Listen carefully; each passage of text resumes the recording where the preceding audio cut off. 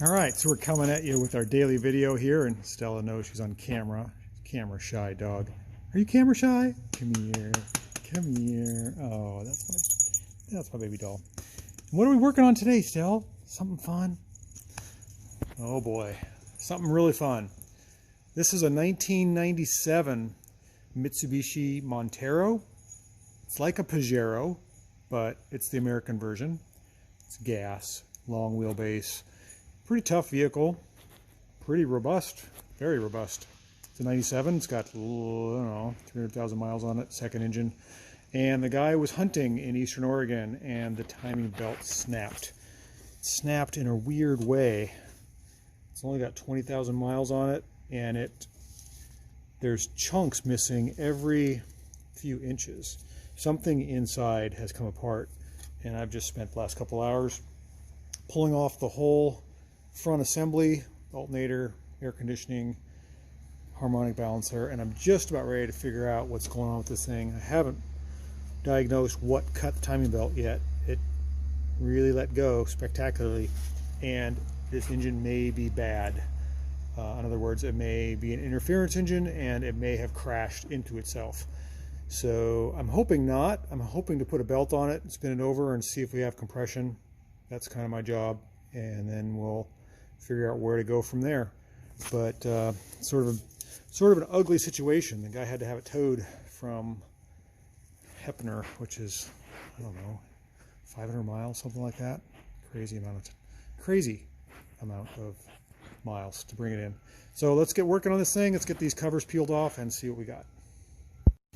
Okay, so we got the old timing belt that was broken out of the Montero, and like I thought, every few inches it's got a cut or a slice toward the engine side, and the belt is super glazed and hard. It's only got 20,000 miles on it. When I bend it back, you can see it starts to tear. This belt has been overheated. So I spun these idlers.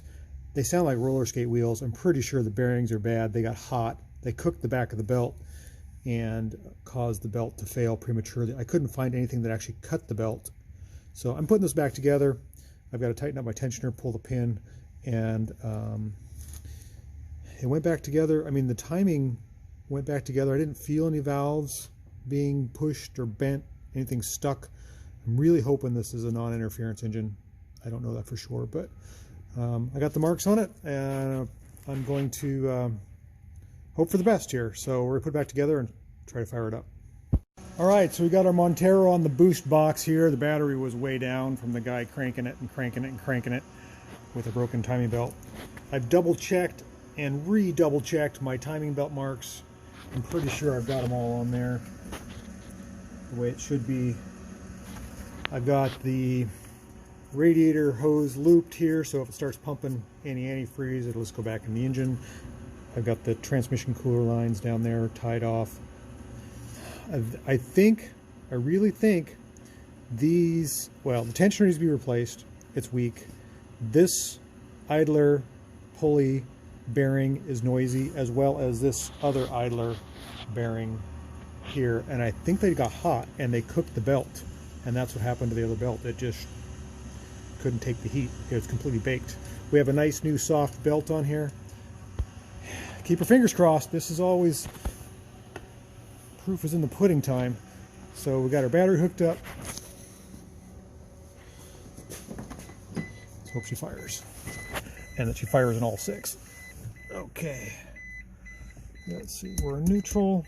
Let's get the key. We got power. Come on, baby, let's fire. Yes. I've got no tack. We're running. It sounds pretty good. There's a ticking noise.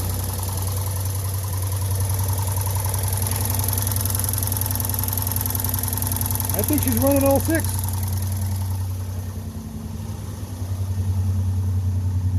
Where's the exhaust pipe? Yeah, she's smooth. Completely fouled out from probably trying to crank her over, but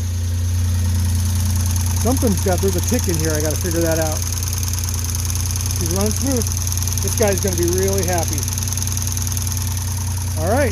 I think that's a wrap. I got to order some parts and put this thing back together. But our interference engine is not so. The guy's going to be super happy.